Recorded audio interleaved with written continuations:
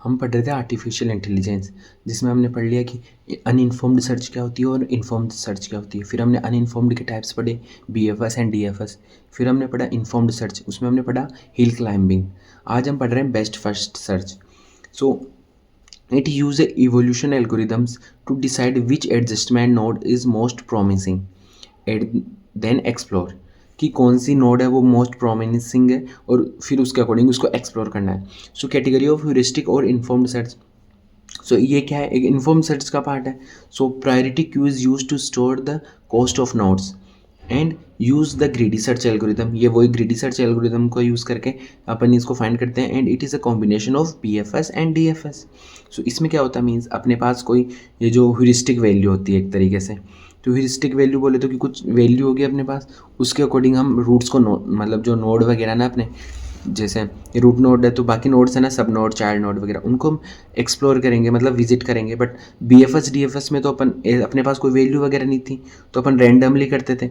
But इसमें क्या है, we have some heuristic values, तो उसके अकॉर्डिंग हम क्या बोलते हैं, रूट्स वगैरह, ये चाइल्ड नोड वगैरह, इन सबको एक्सप्लोर करेंगे वन बाय वन। तो वो चीज़ होगी BFS। So it is a category of heuristic और इन्फॉर्म्ड सर्च। इसका मतलब भी वो हो गया कि we have some additional values, additional information. So ये रहा इसका एल्गोरिदम। सो पहले एल्गोरिदम पढ़ते हैं। एल्गोरिदम बोले तो priority queue PQ containing initial states. So loop run the loop. So priority Q है ना, जो PQ वो स्टार्टिंग में होगी इनिशियल स्टेट पे। इफ़ PQ इज एम्प्टी, अगर ये जो क्यू है ना ये स्टार्टिंग में एम्प्टी है, देन रिटर्न द फेल, तो हम फेल रिटर्न कर देंगे। अगर रिटर्न फेल वो सॉरी एम्प्टी नहीं है, then remove the first PQ। तो जो प्रायोरिटी क्यू है ना उसको रिमूव करेंगे, जैसे A है अपन ने ये, तो इसको रिमूव करेंगे और इसके चाइल्ड नोड्स को लिखेंगे। So if node equals to goal, और जो अपने जो चाइल्ड नोड वगैरह वो गोल है, then return the path from initial node, else generate all the successor of a node and insert the nearby generated nodes into a PQ according to the cost value, and last में loop को end कर देंगे। तो ये हो गई, ये अपन ये जो एग्जांपल वगैरह देखेंगे ना, इसके अकॉर्डिंग हम खुद से भी लिख सकते हैं, और एक बार आप देखोगे तो समझ में आ जाएगा इजीली। सो एग्जांपल ये है, देखिए हमने BFS DFS इससे पहले वाली वीडियो में पढ़े, वो आपको अच्छे से समझ में आ गई। तो उसमें अपने पास कोई भी ह्यूरिस्टिक वैल्यू नहीं थी, बट इसमें अपने पास सम ह्यूरिस्टिक वैल्यू है, जैसे A से G तक, A से D तक, A से B तक। तो जैसे A से B तक अपन जाएंगे तो अपने पास 11 ह्यूरिस्टिक वैल्यू है, A से D तक जाएंगे तो 7। तो ये अपने को ऑलरेडी दी हुई होगी, ठीक है, तो हम उसके अकॉर्डिंग करेंगे। तो जैसे अपने पास A से G तक अपने को जाना है, तो अपने पास 40 है, B से G तक जाना है 32 है, C से G तक जाना है 25 है। सो ये सारी वैल्यूज़ है। तो अपन सबसे पहले A, जो अपना क्या बोलते हैं, जो रूट नोड है उसको विजिट करेंगे। अब A को तो अपन रिमूव कर देंगे और A की जगह इसके सक्सेसर्स लिख देंगे B C एंड D, ठीक है। अब C B D इनमें से अपने को पता है क्या बोलते हैं, तो C में तो 14 है, B में क्या बोलते हैं जो 11 है, और D में क्या है 7 है। तो क्या बोलते हैं जो C है ना, C में सबसे मोस्ट ज़्यादा है, तो हम C को क्या बोलते हैं जो रिमूव करेंगे, C को A के पास लिखेंगे और B और D अपने पास रह जाएगा। और C के जो सक्सेसर्स है ना E एंड F, वो हम यहाँ पे लिख देंगे। जो C के सक्सेसर्स है E एंड F वो लिख देंगे। अब इनमें से E एंड F में से आपको पता है कि कौन सा बड़ा है, तो इनमें से F है ना वो ज़्यादा वैल्यू ले रहा है, ठीक है। 8 है 10 है, तो F को हम रिमूव करेंगे और F का वो सक्सेसर है ना, तो क्या बोलते हैं F को यहाँ लिखेंगे और इसका सक्सेसर G, और G अपना क्या था गोल नोड, तो इसको हम यहाँ पे लिख देंगे। ये अपने पास आ गया रूट, तो इसके अकॉर्डिंग पाथ हो गया A से C पे जाएगा, C से F पे जाएगा, F पे G पे जाएगा। तो ये हो गया अपना क्या बोलते हैं जो बेस्ट फर्स्ट सर्च, कि ह्यूरिस्टिक वैल्यू के अकॉर्डिंग जो बेस्ट पाथ है ना उसको सर्च करना है, तो वही हो गया बेस्ट फर्स्ट सर्च, नाम से पता चल रहा है। तो इसका एग्जाम्पल हो गया। अब इसका स्पेस कॉम्प्लेक्सिटी हो जाए O0 OB की पावर D। सो B क्या होता है ब्रांचिंग फैक्टर, एंड D क्या होता है डेप्थ, एंड ये क्या बोलते हैं जो टाइम कॉम्प्लेक्सिटी होता है OV+E।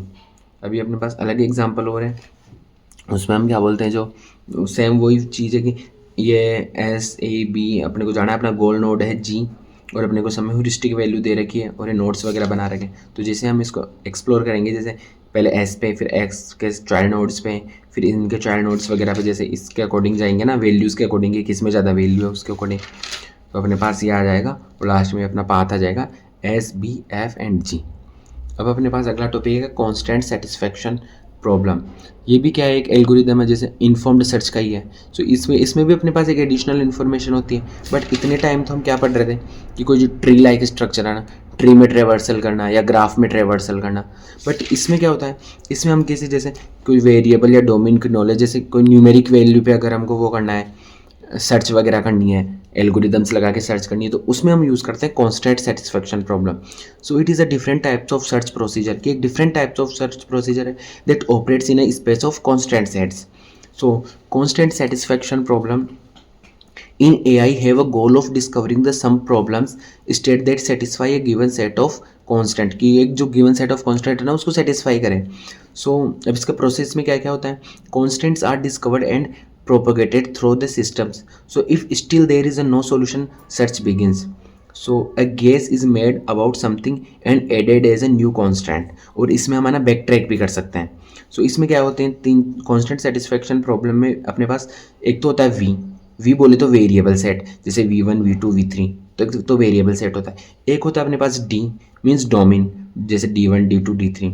So one domain for each variable की, हर वेरिएबल के लिए एक डोमेन होता है अपने पास, ठीक है। और एक होता है अपने पास कॉन्स्टेंट्स। कॉन्स्टेंट्स क्या है, specifically allowable combination of values, जैसे C1 क्या हो गया, स्कोप एंड रिलेशन।